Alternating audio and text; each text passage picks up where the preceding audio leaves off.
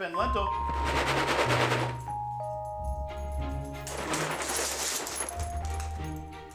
Hello everybody, this is Kevin Armentrout, the engineer photographer, and today we're going to be doing some dog treat catch photography. The most important thing about doing any sort of pet photography is making sure your animals are happy and comfortable. Today I have my two beautiful models. This is my dog Aspen right here, the gray one, and this is my little small girl, little Lentil, and we're going to be doing some dog shooting. Alright, so before any shoot with an animal, dogs in particular, you want to make sure that they're comfortable with their surrounding. So make sure you have a nice bowl of what they like to eat as a treat. Our dogs love goldfish crackers, so I'm just going to get them used to the scene by giving them some goldfish crackers by just being around the scene and being comfortable. Alright, so I backed up a little bit, and I'm trying to get them more comfortable in the spot that they're going to be shooting in, which is right here. So this is going to be me engaging the dogs and making sure that they want the treat, and it's a high reward treat. If you have dogs that are running around, generally speaking, you're going to want to settle them down before you even start this process. So let them get familiar with the area and kind of engage them in their own social behavior. Let them smell around, sniff around, and do that before you start engaging them with treats, because the treats are going to take over whatever is going on in their mind, and then that'll be their sole focus, and you want them to be comfortable before you start giving them treats. So these are my two personal dogs, and because of that, they're comfortable in this setting, and it'll allow me to get started a little bit easier. Alright, so the settings I'm going to be using today for my camera are 1/500th of a second shutter speed. I'm going to be using an aperture of f4, because that's the lowest aperture for this lens, and it produces a shallow depth of field result that I want. And I'm going to be using ISO 100. Because I'm using off-camera flash, these flashes have to be equipped with high-speed sync, or else they won't synchronize to the shutter. Alright, so let's discuss some camera angles first. You're going to want to be the camera pointed at where your dog's face is, and have a wide-angle lens. The wide-angle lens will make it so that you can get more of the shot in there and have more of a success chance. And the camera angle being lower means that you can get at the dog's eye level. I usually prefer to have mine pointed slightly downward so I can get that kind of top-down look for the photos, but there are lots of different options. You can shoot from the ground up, and you can do all kinds of other creative choices. So I'm just going to get them used to the idea of catching a treat.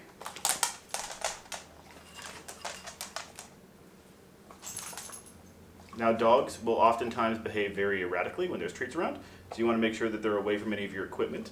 So Aspen, come on.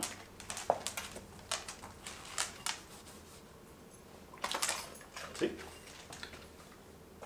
Dogs naturally just want to catch things in the air, and you can use this like natural mentality and instinct to enhance your photos. So what I'm going to do is I'm going to keep the dogs in the target position with the stay command.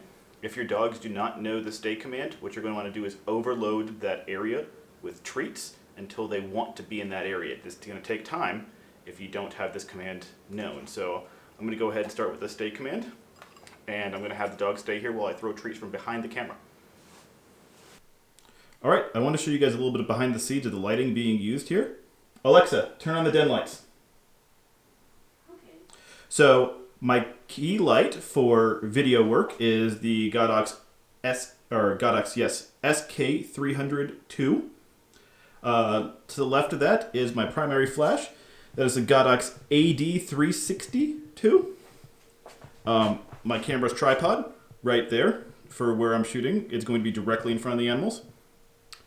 Over here is the Godox TT600 speed light, and over here is the Raleno color temperature changing LED panel. So if I back up and kind of give you a little bit of an overview of how the lighting is set up, right here, the subject is going to be standing right down about 4 feet in front of the camera tripod, and I'm going to be throwing stuff from behind the camera tripod. And from the other angle, you can see that those main lights are pointing down. Alright, so the first thing you want to do is get your dog into the target position. The target position is going to be about 4 feet to 5 feet away from your camera, because as the treat flies, the dogs have a tendency to move forward towards your camera. So you want to make sure that they have less of a chance of hitting your camera while the treat's in the air. So in order to prevent that from happening, make sure you have some good distance between the camera and you. This is better. Okay. He's just walking around. Oh my god, Aspen's being so good. Yes, she is.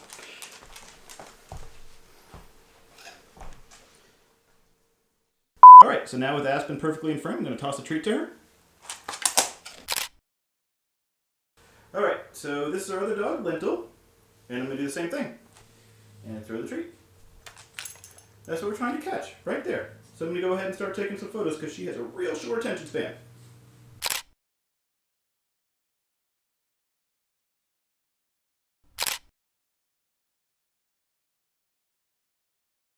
Alright, that was a lot of fun. So a couple things to keep in mind. You need to have at least a high shutter speed. I would recommend starting at 1/500th of a second and maybe bump it up to 1/750th or 1/1000th of a second depending on how active or anxious your dog is. So oftentimes dogs can make these really sharp movements. You got all drool flying everywhere. And if your dog's doing these really sharp movements, you want to kind of bump up that shutter speed to completely freeze the action. Some things to keep in mind though. Your flashes. They have a duration of flash interval. So what that means is that there's a minimum and maximum amount of time the flash can fire, and this varies by every flash. Particularly good flash manufacturers can keep that kind of steady, but this flash manufacturer, Godox, has a flash interval anywhere between 1/1/800th of a second and 1/1/2000th of a second, depending on flash power.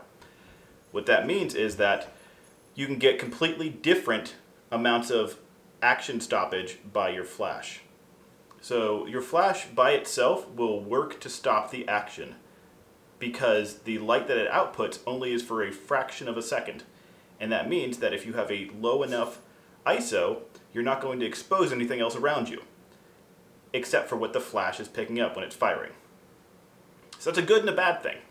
The good thing is that you can freeze the action with anywhere between 1/800th of a second and 1/2000th of a second equivalent. But the bad thing is it becomes really hard to figure out your exposure. Do you adjust shutter speed? Do you adjust aperture? Or do you adjust ISO in order to compensate for overexposure or underexposure? And the answer is neither. None. What you can't use to compensate with it is your flash's output power.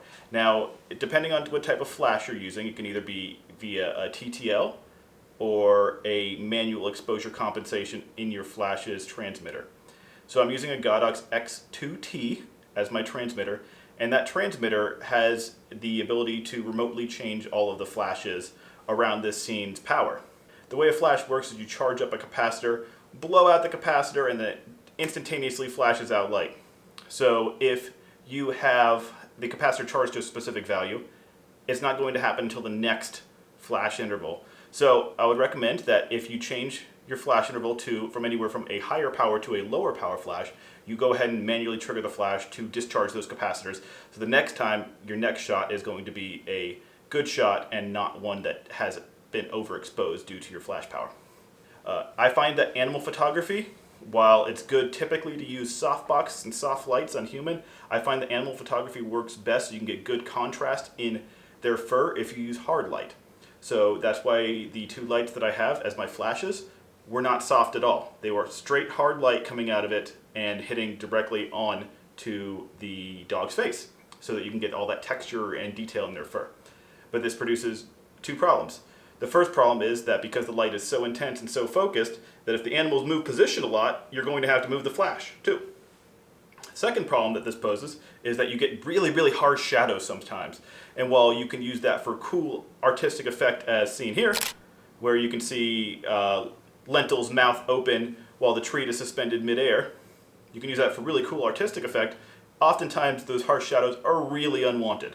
So if you're going to be doing this, you might have to apply a little bit of a harsh crop if you're going to be using it for social media or some other purposes of that. But that's fine. So that covers the lights. Camera that I'm using is a Canon EOS R using a 24-105 L f4 lens, and I'm using it inside zone-based autofocus where it's using just the center of the zone and it's using the entire center of the zone to create its autofocus point. I recommend you doing that because you're going to have your animal change its autofocus. In between that zone, they're going to be going up. So you want to have some sort of zone where they can track them as you're throwing the treat. The last thing that I want to cover prior to closing out this video is timing. Timing is very critical when you're doing shooting like this, because you have to hit the shutter at the exact moment where the treat is where you would like it in the air. Now, you're not always going to be able to catch that moment, but if you are accurate enough and when you press the shutter, you can kind of suspend the treat right in front of the dog's face is what you want. So you're going to want to throw underhanded because it creates a parabolic shape in which gravity is having to work against the treat, and you're kind of wanting to throw it so that the treat hits that top of the parabola right in front of your dog's face to kind of give you that extra little chance of catching it in the air. That may sound complicated. It's not, but as a basic piece of advice, throw underhanded and you'll get better success than throwing overhanded. Well, that's going to be it for today. If you guys found this video helpful, please make sure you hit the like button and subscribe for future content. Also, make sure you ring the bell notification so you can get informed of any future videos that I put out. Now, once again, this is Kevin Armentrout, and I'm the engineer photographer. Have a good day.